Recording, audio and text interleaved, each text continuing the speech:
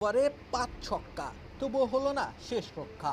রিয়ান পরাগের একক লড়াইয়ের শেষে রাজস্থান রয়্যালস হারল স্রেফ ১ রানের ব্যবধানে। অনবদ্য ব্যাটিং নৈপুণ্যের দেখা মিলল রিয়ানের কাছ থেকে। শেষকালে শ্বাসরুদ্ধকর রোমাঞ্চের মঞ্চায়নও হলো, কিন্তু জয় আর পাওয়া হলো না রাজস্থানের। ২০৭ রানের লক্ষ্যে ব্যাট করতে নামা রাজস্থান রয়্যালস শুরুতে হারায় ২টি উইকেট। যশস্বী জয়সওয়ালও বেশি দূর এগোতে পারেননি। এমন পরিস্থিতির সামনে দাঁড়িয়ে একাই লড়লেন রিয়ান পরাগ। সেঞ্চুরির খুব কাছে গিয়ে থেমেছেন রাজস্থানের অধিনায়ক। ৪৫ বলে ৯৫ রানের ইনিংসটিতেই জয়ের ক্ষীণ স্বপ্ন হয়েছিল প্রবল।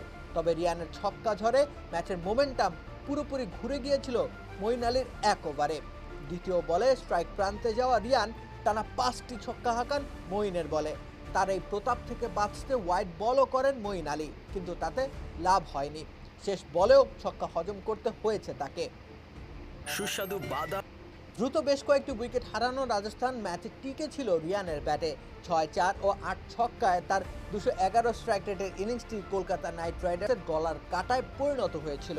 হর্ষিত রানা এলেন কলকাতার উদ্ধারকারী জাহাজ হয়ে, প্যাভিলনে ফেরান রিয়ানকে। তখনও জয়ের সাথে রাজস্থানের দূরত্ব মোটেও কম ছিল না। শেষ ওভারে ২২ রান তুলতে হতো জয় পেতে হলে। ইম্প্যাক্ট সাব হিসেবে নামা শুভম দুবে ম্যাচটাকে জমিয়ে রীতিমতো ক্ষীর বানিয়ে ফেললেন। ৩ বলে ২ ছক্কা ও ১-৪-এ ম্যাচকে নিয়ে আসেন এক হাত দূরত্বে। কিন্তু শেষ অবধি তিনিও দলের তরি ভেরাতে পারেননি জয়ের বন্দরে। তবে শুভমের শেষ চেষ্টা চালানোর মঞ্চটা অবশ্যই রিয়ানই তৈরি করে দিয়েছিলেন। একটা প্রান্ত আগলে রেখে আগ্রাসনকে সঙ্গী না বানালে হয়তো বহু আগেই ম্যাচ থেকে ছিটকে যেতে পারত রাজস্থান রয়্যালস।